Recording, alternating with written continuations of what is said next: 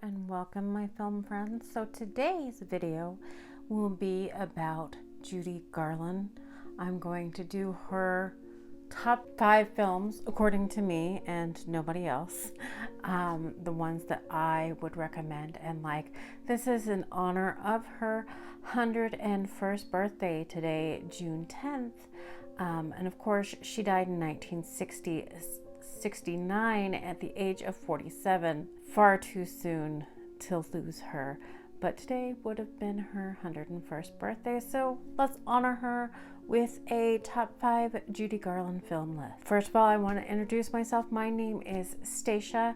I'm a lifelong movie lover, and I also study film history and like to share my views about movies.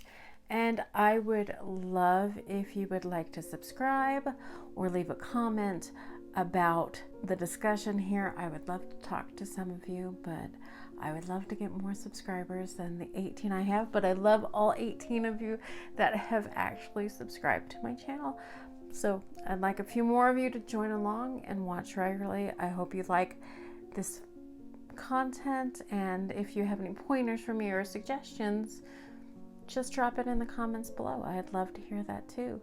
But let's get into my top 5 Judy Garland film list to celebrate what would have been her 101st birthday. At number 5 on my top 5 Judy Garland movie list is the 1945 movie The Clock. It's one of her lesser known films. It of course stars her in the main female role. Robert Walker plays Corporal Joe Allen, who is on a 48-hour leave from the military, and he meets Judy Garland's character. Her character's name is Alice Mayberry. He meets her at Pennsylvania Station in New York and ends up spending the 48 hours of his leave with this girl he just met. And of course, this being a movie, 48 hours is all it takes for these two to fall in love.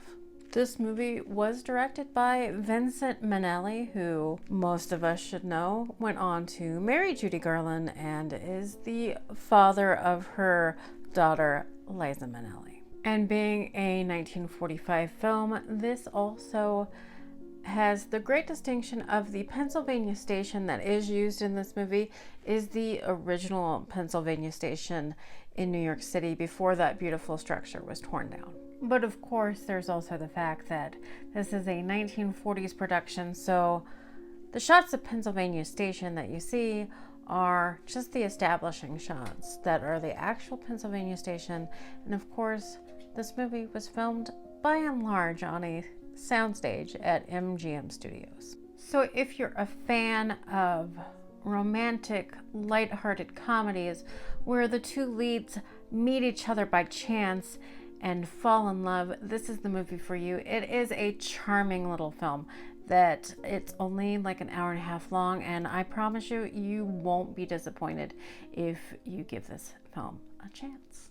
So the movie in my number 4 position is the 1946 musical The Harvey Girls, and this Judy Garland plays the character of Susan Bradley, who is a mail order bride. She is on her way out west to meet her would-be suitor, and things don't quite work out. And while going out there, she meets a group of gals known as the Harvey Girls. They were known actually in history of opening the small whistle-stop cafes in remote locations where the train passed of Harvey houses, and they were the actual wait staff there. So instead of doing her mail order bride thing, because that didn't work out, she becomes one of the Harvey Girls. It features, of course, the fabulous singing of Judy Garland, and it also stars Miss Murder, She Wrote Angela Lansbury herself. So how could you go wrong with both Judy Garland and Angela Lansbury in one movie? Number 3 in my list of my top 5 Judy Garland movies is the 1961 movie Judgement at Nuremberg. And she doesn't have a starring role in this movie. She's only in it for a few minutes, but her role as a witness in the prosecution of the Nazis after World War II is a wonderful performance, and it was a return to film for her in a role that people weren't used to seeing her in. And I really think that she knocked it out of the park. Like I said, she's not in it that long, but what she does in it is great. And overall, it is a fantastic film about the trial of the Nazis after World War II. If you haven't seen it, I suggest that you do. It is by director Stanley Kramer. Like I said, it came out in 1961. Judy Garland was considered an older actress at this point, if you want to consider being in your late 30s being older. But at the time, it was. Even now, it seems like actresses in their late 30s are older actresses, but I digress and get off the point. But it is a wonderful film that I suggest anybody watch, not only for Judy Garland's presence in it.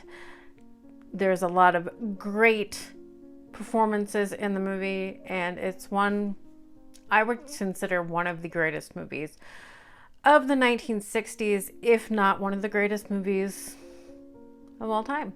And for my number 2 movie of Judy Garland's, I'm going to put in the 1954 version of A Star is Born.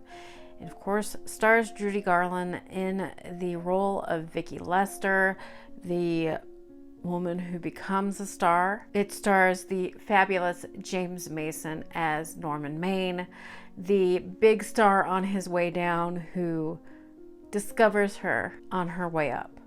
The version that you usually find now is sort of a hobbled together version of what director George Cukor originally wanted. It was a movie at the time that I believe the studio took over production of it because they weren't happy at the direction that the film was taking. But the version that you can see now is kind of avant-garde in the way it uses on-set stills and audio recordings from the movie to sort of put back together what is wanted. And as always, the story of A Star is Born, every 20 years it gets made, it tends to be a bigger hit. And it is a touching movie for all to see.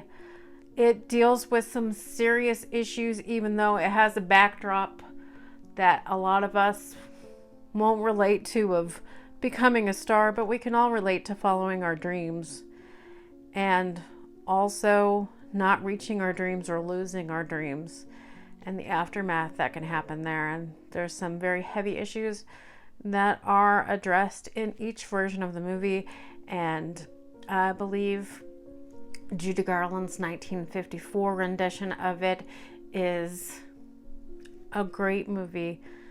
Even though you've seen A Star is Born like 5 times now in different versions, it is definitely one worth watching, and the whole composite put together version is quite a different way to watch a movie, and I'm just going to suggest that you give it a chance. And of course, my number 1 movie on a Judy Garland best movie list that I think of should be, I believe, everybody's favorite Judy Garland movie, 1939's The Wizard of Oz. She is perfect in the role of Dorothy Gale, the young Kansan girl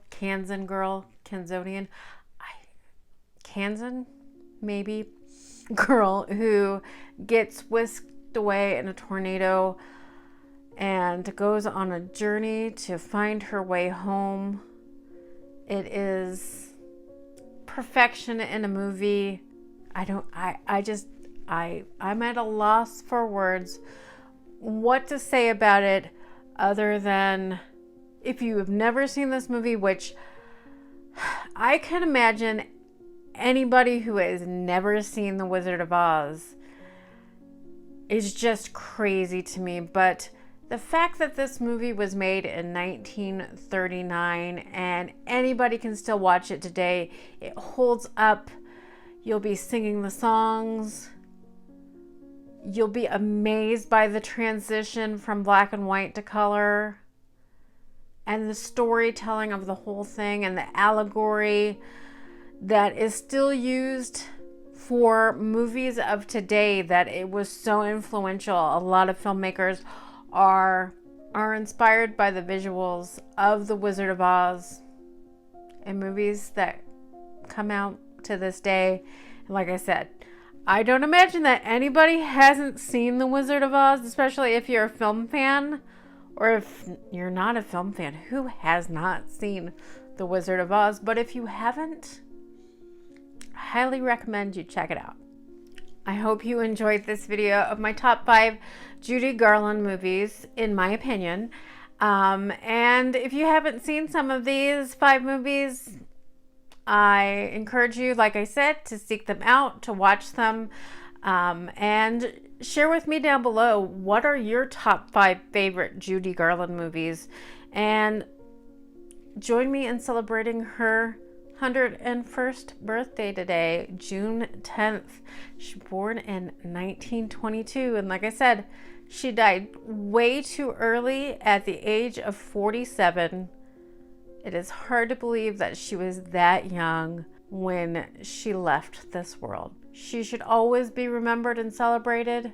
Like I said, I hope you guys like this video, and if you would like to, I would love for you to subscribe to my videos so I can keep sharing these and, you know, get some comments with people. I'd like to get some conversations going, but also tell me what you'd like to see, or give me some pointers of things that I can do better, because I know that there's a lot of things that I can do better. But thank you for watching. If you got this far, love ya. See you next time.